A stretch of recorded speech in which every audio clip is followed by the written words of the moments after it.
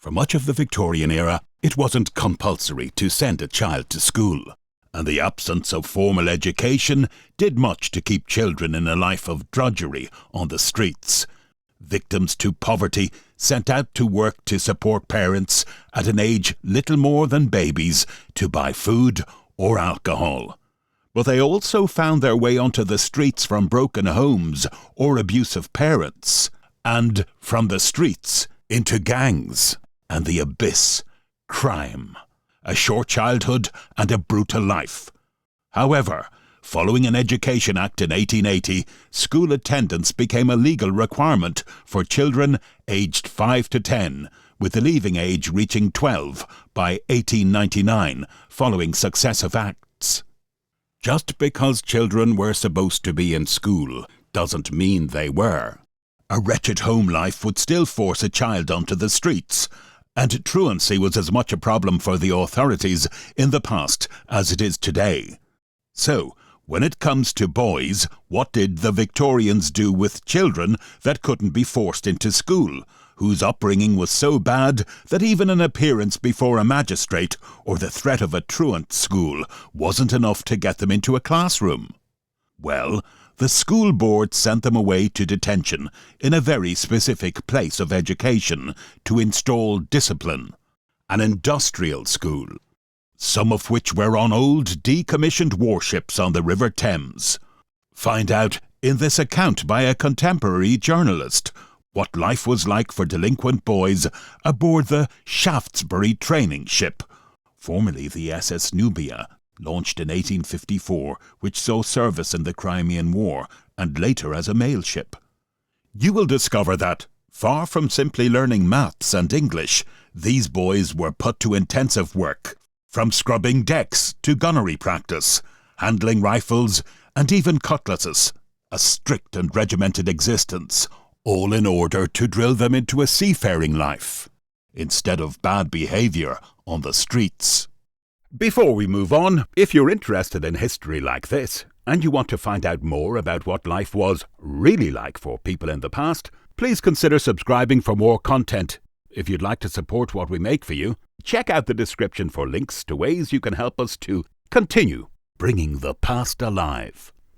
When a boy will not be induced to attend school, he is committed by a magistrate, at the instance of the school board, to one of the board's truant schools, in the hope that the regular life and strict discipline will, in a few months, cure him of his truancy. But if a boy's home surroundings are so wretchedly bad that it seems almost impossible that he can grow up to be a decent citizen, if he frequents the company of thieves and immoral persons, if he begs in the streets or sleeps out at nights, it is of little use to drive him to school. It is a home even more than a school that he needs, and so the school board steps in, and, acting under the authority conferred upon it by Parliament, takes the boy right away from his evil surroundings and assumes towards him for the rest of his school life, and for some little time afterwards, parental as well as educational responsibilities. The boy may be sent to one of the industrial schools under other authorities, with which the board has agreements, or he may be sent to the board's own industrial school, the Shaftesbury training ship, which lies in the Thames off Grays. The radical difference between the truant schools and the Shaftesbury shows itself in the demeanour of the boys and the whole life of the ship. A boy at a truant school is there for a short time only, and the sooner he leaves, the better he will be pleased. He feels that he is a prisoner, and the governor, good friend though he often proves to be, is regarded more or less as a jailer. But the boy on the Shaftesbury is at home, and Captain Scriven, the captain, superintendent, is his foster father. On the occasion of my last visit to the ship, I had a good example of the spirit that animates the Shaftesbury boys. The whole ship's company was camping out for a few weeks, and I had to ask the way to the camp. Fortunately, I fell in with a Shaftesbury boy who was returning to the camp from an errand to the ship, and he acted as my guide. He was a fair-haired, blue-eyed boy, with a happy, smiling face. He spoke with a pronounced Cockney twang, but was as bright and well-mannered a lad as one could wish to meet. He was bubbling over with pride in his ship, and was only too pleased to discourse about life on board and in camp. He knew the ordinary board school, had attended one for years, when he was not playing truant, and might therefore be regarded as a credible witness when he deposed that the Shaftesbury was a jolly sight better. "And no one could have had a better captain than we have, sir," was his entirely spontaneous tribute to Captain Scriven, whom he had good reason to know, being, as he explained, one of the Captain Steerage boys, whose special duty it is to wait on the captain. The impression left on the visitor by the appearance of the boys at work and at play is that such a happy and contented spirit is typical rather than exceptional on the Shaftesbury. The boys have a large measure of freedom, and when a few days' leave of absence is allowed to visit friends, they always return punctually to the ship. Although all the boys of the Shaftesbury have been sent to the ship by magistrate's order, the word detention seems singularly inappropriate to their free, happy life. An institution less suggestive of a penitentiary it would be difficult to find. Life on board is a round of cheerful activity from morning till night. The half-time system of work and schooling obtains here, as in other industrial schools, each boy having a day's schooling and a day's work alternately. The work is specially designed to fit the boys for a seafaring life, which naturally many of them choose when the time for leaving comes. A full course of instruction in seamanship is given, and the lessons on the Shaftesbury are supplemented by practical work on the tender Thames, a schooner of 145 tons, which, during the summer months, with a crew of 3 officers and 30 boys, cruises about the mouth of the Thames, occasionally prolonging the voyage down the English Channel as far as Plymouth.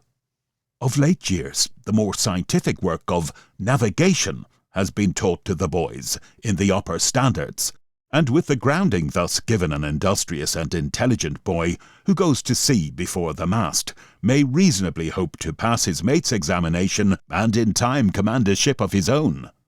The captain offers a sextant to any old boy who obtains his first mate's certificate, as 2 have already done. Here is a vivacious description by a Shaftesbury boy of the ordinary life on board. Work and play on board the Shaftesbury are intermingled with each other, so that each boy gets a fair amount of one and plenty of the other. The work consists principally in scrubbing decks, cleaning brightwork, painting ship and boats, and many different occupations. Shoemaking, sailmaking, tailoring, sailoring, gunnery, rowing, and last but not least, the band. At play, we have called all shore-going games into requisition, besides many of our own. On the upper deck football and cricket may be seen in full swing, whilst ping-pong, under difficulties, chess, draughts and dominoes are played between decks. When summer comes on, bathing and long excursions in boats are the order of the day, while Sling the Monkey is played in the evening. Drill and physical exercises play an important part in the training of the boys. Some of the drill is of a particularly picturesque character. The boys are taught to handle rifle and cutlass with vigour and smartness. But perhaps the most exciting piece of work they do in this direction is the drill with the field gun, which they manipulate with lightning rapidity. They have taken the gun by train, dragged it through London streets, and been highly complimented on their smartness by military and naval officers. Besides these special exercises, there are the more ordinary methods of physical training, gymnastics and exercises with dumbbells, wands and Indian clubs, and the result of this work, coupled with the good food and generally healthy life, is seen in the vigorous, sturdy figures of the great majority of the boys. The Shaftesbury has the great advantage of a fine playing field on shore, in which cricket and football can be indulged in.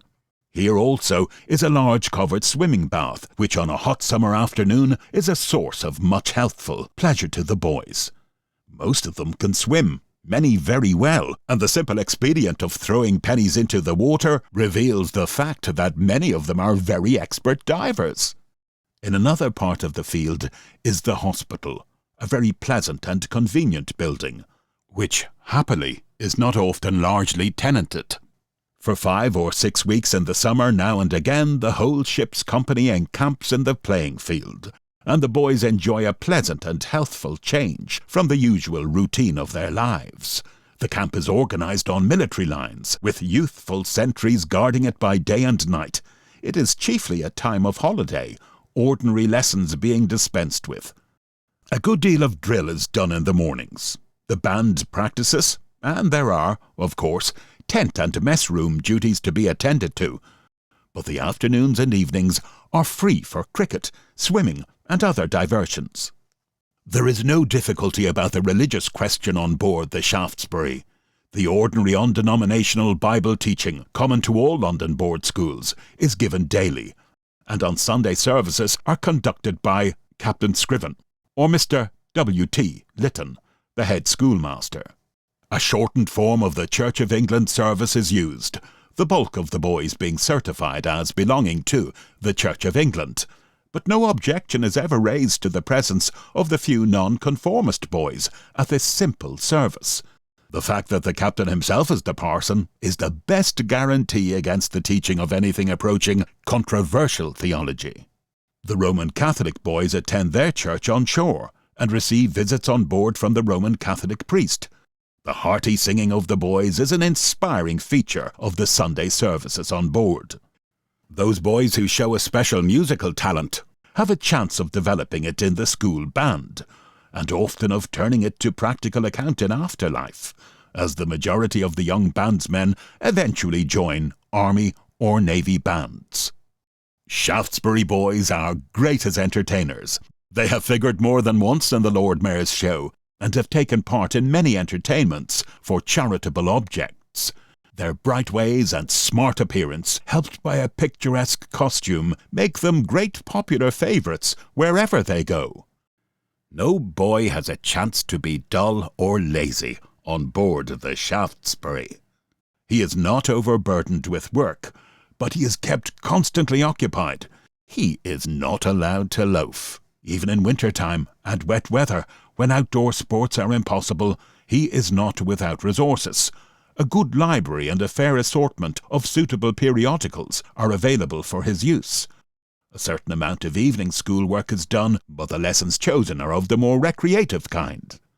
Entertainments are given once a week, and the captain knows how to keep the attention of the boys with a yarn, which will not be without helpful suggestions. The orthodox indoor games, dominoes, ping-pong, and so on, are indulged in, and with these varied occupations, and certain indescribable diversions of their own invention, which can only be summarized under the generic name skylarking, the boys find it no difficult matter to drive dull care away during the long winter evenings.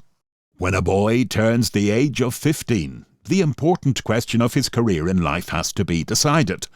Although the board's legal control extends till he reaches the age of 18, it is recognised that unless the boy's own choice determines his occupation, he is not likely to be successful in it, nor to remain in it long. The captain's duty, therefore, at this juncture, is limited to advising, but fortunately there are not many Shaftesbury boys who, by the time they leave the ship, have not learned to look upon Captain Scriven as their best friend, and his advice is seldom disregarded. The board's legal position at this time in the boy's career is chiefly valuable if he himself wishes to avail himself of it. It may supply him with a means of escape from bad parents, who, after neglecting or even ill-treating him during his childhood, may be anxious now to avail themselves of his earning capacity. And it may be valuable, as giving him the right to return to the ship while seeking a new situation, should the first turn out unsatisfactory. The captain's object is to get as many boys as possible into the Army, Navy, or Merchant Service, because, lacking, as nearly all of them do, the restraining influence of a good home, they are far more likely, it is thought, to turn out well if subjected to a continuance, more or less, of the disciplined life to which they have become accustomed, than if left to their own devices and to the influence of doubtful friends. Of the 169 boys who left the ship during the year ended July 1903, 10 joined the Royal Navy, 33 entered Army or Navy bands, 67 went to sea in merchant ships, 7 obtained situations on shore, 11 emigrated to Canada, 38 were allowed to return to live with their friends, 2 were transferred to other institutions, and 1 died. Of the after careers of Shaftesbury boys, many interesting records are to be gleaned from the letters which continually reach the captain from old boys in all parts of the world, as well as from the personal visits with which many of them from time to time pay to the ship. Sitting by the captain at his desk, as he turns over a bundle of letters and photographs, one gets a kaleidoscopic glimpse of the lives of typical old Shaftesbury boys, and learns something of the affection with which the old ship and the old teachers and companions are remembered. Here is a letter from a blue jacket in the Channel Squadron, who asks that a certificate may be sent to him, as he would like to have it to remind him of the old ship. He is coming to visit the ship when he gets home and asks permission to bring a friend, so that he may show her, significant pronoun, the ship on which he was trained. Here is a letter from a quartermaster sergeant in a crack regiment, who has been through the whole of the South African campaign. It is accompanied by a number of photographs illustrating life in South Africa, and by some verses, by no means devoid of merit, in which the sergeant records some incidents in a scout's life under Fighting Mac. The next letter deals with the less romantic life of a salesman in the New Kent Road. The writer is getting on well, and has pleasant recollections of jolly times spent on board and of kindness shown to him when he left the ship. From a soldier in India come friendly greetings and news about other Shaftesbury boys. From a settler in Canada comes a photograph of the log house in which he lives and which his own hands have built. A letter from a young bandsman in a Worcestershire regiment is full of expressions of affectionate gratitude. Enclosed is a photograph of the writer in his regimentals, and on the back of this the captain has written, "One of the best boys ever received on board the Shaftesbury." It seems that this young fellow, in his last year on the ship, took the highest prize for schoolwork, and also the prize awarded by the votes of his schoolfellows to the most popular boy. A photograph one is a little surprised to see among this collection is one of a handsome, refined-looking man in evening dress. This is an old boy who has developed in a somewhat unusual direction. He is engaged in business in a northern town, and devotes his evenings to teaching elocution, of which he is a past master. The programs of his recitals point to his being a man of refinement and literary taste, and the long and interesting letter accompanying the photograph confirms this idea. The letter is of so self-revealing a character, and moreover gives so vivid a glimpse of life on the Shaftesbury, and the influence of that life on a receptive mind, that I must quote part of it. "The impression you made on me," says the writer, "while I was on board is very real and true to me at this moment. I fancy as I write I hear you reading the morning prayers, standing at the reading desk on the school deck. Now the prayers are over, and you are looking very sadly at us all, and telling us how grieved you are that there are so many boys reported for bad conduct. Better than that I can see another morning. It is New Year's morning. You have spoken earnestly and tenderly to us, and urged us to keep a better record for the year just begun. Then you raise your cap and turn to the officers grouped round you and say, 'I wish you all, officers and boys, a most happy and prosperous New Year.' I see every officer bare his head, and I hear that clear, hearty shout from 300-odd young throats. Same to you, sir. Now the scene changes. It is night. The hammocks are slung, and you are going the rounds. I hear you and Mr. M come up the ladder to the school deck where I lie listening. You pass by my hammock. Once you slightly catch your shoulder against my hammock as you pass. Then all is still for a moment. And 'Good night, boys,' rings through the ship, and 'Good night, sir,' sounds out clearly in reply. How I should enjoy to spend a whole day on board and take my part again. I always disliked washing mornings. My soap never would last out, but I'd wake up happily and spring out eagerly if it were washing day on board tomorrow, and I were there.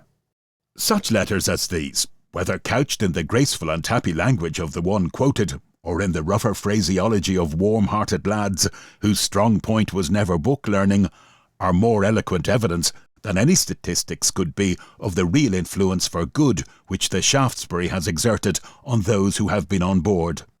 For many a ragged and neglected little urchin, the day when he stood trembling before a London magistrate, charged perhaps with the heinous offence of being without visible means of subsistence, or with being beyond the control of parents who had never exercised the elementary duties of parenthood, has proved a red-letter day indeed, the beginning of a new life of order and care and discipline, leading to a happy, self-respecting and useful manhood.